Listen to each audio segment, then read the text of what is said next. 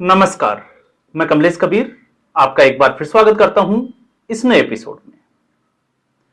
आज के इस एपिसोड में हम बात करेंगे पवन खेड़ा की, लेकिन उससे पहले हम बात करने वाले हैं लोकतंत्र की। हमारे लोकतंत्र में लोकसभा और राज्यसभा दो सदनों की व्यवस्था है और यह ब्रिटिश काल से ही है।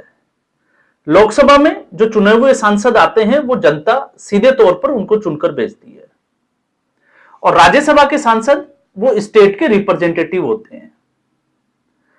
तो स्टेट के जो रिप्रेजेंटेटिव होते हैं, अब राजनीतिक दल अपनी सुविधा के हिसाब से उनको राज्यसभा में भेजती है।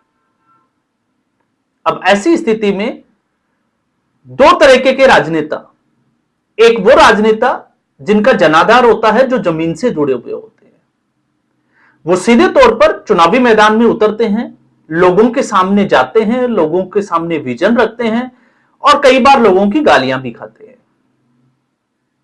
लेकिन एक तरीके से हम कहें कि वो अपने जनाधार के हिसाब से वो चुनकर आते हैं।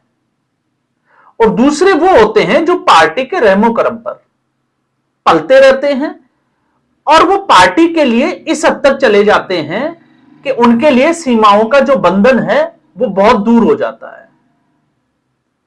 और ऐसी स्थिति में उनको लगता है कि शायद इस वजह से उनको राज्यसभा में सांसद का पद मिल जाएगा। तो कांग्रेस पार्टी में ऐसे नेता एक जो है वो कतार लगा के खड़े हैं। इसके कारण एक जिस तरीके से कांग्रेस पार्टी की जो डूबती नैया है, एक के बाद एक हर स्टेट में कांग्रेस पार्टी अपना जनाधार खोती जा रही है। कार्यकर्ताओं का विश्वास कमजोर हो रहा है और कार्यकर्ताओं का जब विश्वास कमजोर होता है तो सीधे तौर पर इसका प्रभाव राजनेताओं पर पड़ता है। ताजा उदाहरण के लिए इस वक्त पश्चिम बंगाल में चुनाव है। पश्चिम बंगाल में कांग्रेस पार्टी ने ताबड़तोड़ तरीके से लगभग सभी सीटों पर 280 से ज्यादा सीटों पर अपने उम्मीदवार उतार दिए, लगभग 284 सीट के आसपास। और ज्यादातर जो है, जो नॉमिनेशन हुआ उसके बाद में जो चीजें निकल कर आती है ग्राउंड रिपोर्ट से, वो निकल कर ये आती है कि कांग्रेस पार्टी के पास पोलिंग बूथ पर एजेंट नहीं है, कार्यकर्ता नहीं है। तो आप सोचकर देखिए जो नेता चुनाव लड़ रहे हैं उनका क्या होगा। लेकिन कांग्रेस पार्टी वहां चुनाव लड़ रही है। तो कांग्रेस पार्टी में इस वक्त ऐसे राजनेताओं की एक लॉबी, जिसको हम कहें, चाहे वो राहुल गांधी के आसपास जय जगत की बात करें तो जय जगत की लोग जो है वो बहुत बातें करते हैं। हम बात करते हैं कुछ प्रमुख चेहरों की, जिसमें एक है कन्हैया कुमार, जेएनयू की पौध, लेफ्ट विचारधारा से प्रेरित, भारत तेरे टुकड़े होंगे इस नारे की वजह से लाइमलाइट में आते हैं और जयराम रमेश की कृपा से वो कांग्रेस पार्टी में चले जाते हैं। लेफ्ट से चुनाव लड़कर देखा, क्या हुआ बेगूसराय से सबको पता है। उसके बाद में कांग्रेस पार्टी ज्वाइन की और कांग्रेस पार्टी ने भी उनके ऊपर जो है वो एक दाव खेला लोकसभा में भेजने का। तो कन्हैया कुमार क्या दशा हुई आप देख सकते हैं। और जब हम दुर्दशा की बात करते हैं तो कांग्रेस पार्टी में कन्हैया कुमार आजकल अलग थलग पड़ गए हैं, कोई उनको पूछने वाला भी नहीं है। वो छोटे मोटे मंचों से जो है वो इधर उधर की बातें करते रहते हैं। सुप्रिया सिन्नेत, उनके पिताजी जो है वो कांग्रेस के गद्दावर नेता रहे। महाराजगंज सीट से कांग्रेस पार्टी ने सुप्रिया सिन्नेत को टिकट दिया, क्या हासिल हुआ। अब मैं ऐसा सुप्रिया सिन्नेत की बात इसलिए कर रहा हूं, कन्हैया कुमार की बात इसलिए कर रहा हूं क्योंकि ये वो चेहरे हैं जो इस वक्त किसी ना किसी बयान को लेकर चर्चा में रहते हैं। और सुप्रिया सिन्नेत तो आईटी सेल की प्रमुख है। तो मंडी के भाव से लेकर गायब का पोस्टर और डेली कोई ना कोई, या हम कहें कि गाली वाली बाई के नाम से तो फेमस हो चुकी है। इसके अलावा पवन खेड़ा, तो पवन खेड़ा राजस्थान से आते हैं, राजस्थान से मैं भी हूं। तो राजस्थान में पवन खेड़ा की यह हैसियत नहीं है कि वो जाकर कांग्रेस पार्टी के टिकट पर चुनाव लड़कर जीत कर दिखाएं। तो अब पवन खेड़ा के पास ऑप्शन क्या है, सुप्रिया सिन्नेत के पास ऑप्शन क्या है, कन्हैया कुमार जैसे नेताओं के पास ऑप्शन क्या है। और ऐसे बहुत सारे नेता जो है वो और भी इस कतार में है, लेकिन मैंने उन लोगों की बात की जो लाइमलाइट में रहते हैं। तो फिर इनका यह है कि किसी भी तरीके से राहुल गांधी को खुश किया जाए।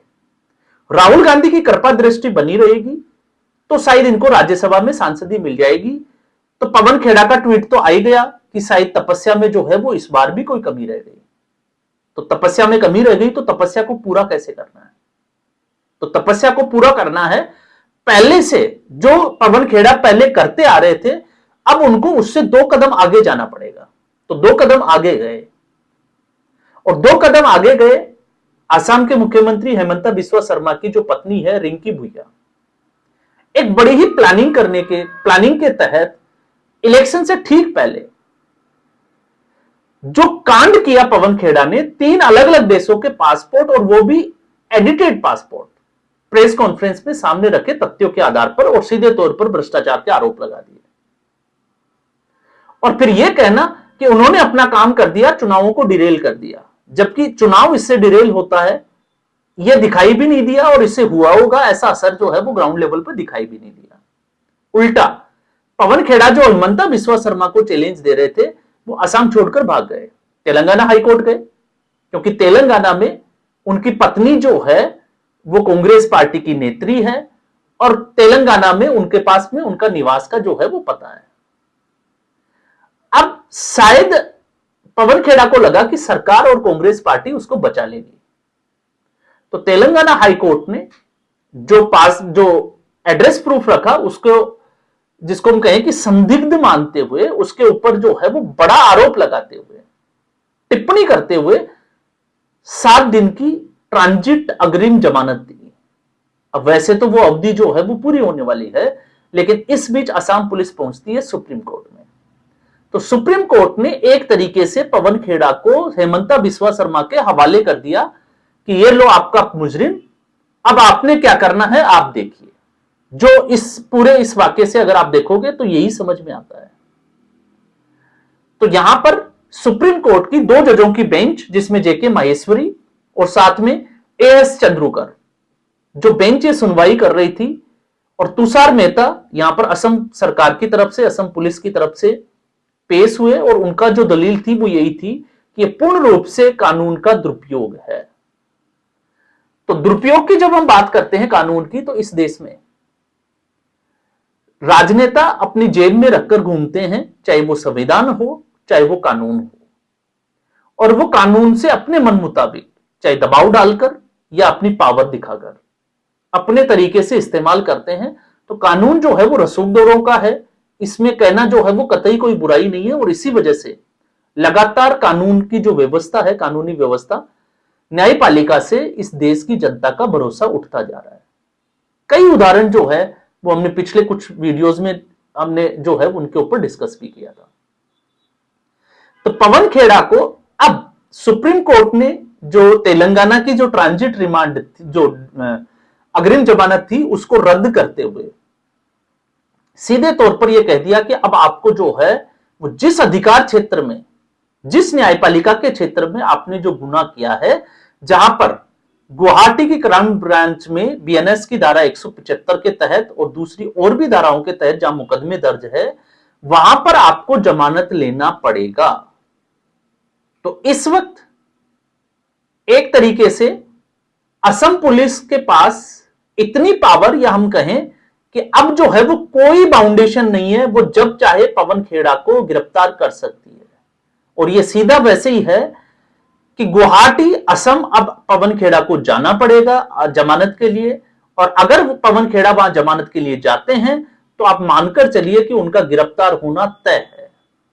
सजा का प्रावधान, कितनी सजा होगी, क्योंकि राजनेताओं के केस में हमने देखा नहीं है, लेकिन एक चीज जो इसमें समझ में आ रही है वो ये समझ में आती है कि हेमंता बिस्वा शर्मा इस वक्त पवन खेड़ा के पीछे, या हम कहें कि सबक सिखाने के लिए जिस तरीके से पीछे पड़ गए हैं, उससे अब यह नजर आता है कि यह मामला जो है वो बहुत आगे तक बढ़ेगा। और हेमंता बिस्वा शर्मा ने तो इसके जो है वो पहले से संकेत भी दिए, जिस तरीके से ये कहा कि इसकी जो जांच की जो आंच है वो राहुल गांधी तक पहुंचेगी।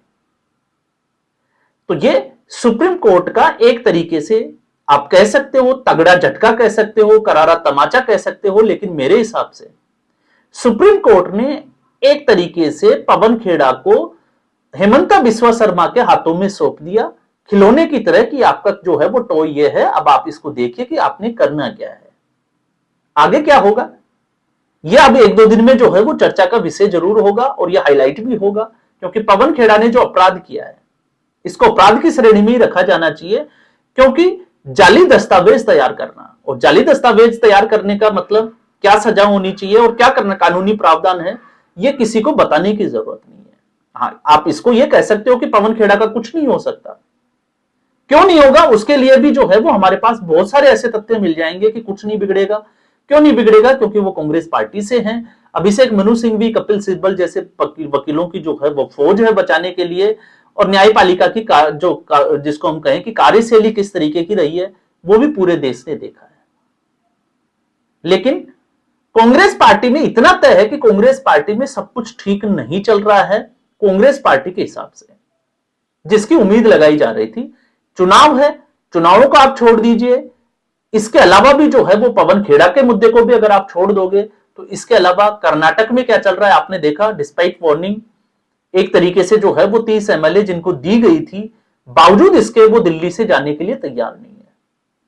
मतलब कर्नाटका का जो गेम है वो अब ओवर होने की तरफ है।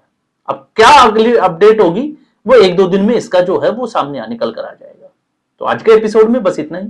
उम्मीद करूंगा वीडियो एपिसोड आपको पसंद आया होगा। वीडियो को लाइक करें, शेयर करें, चैनल जरूर सब्सक्राइब करें। धन्यवाद।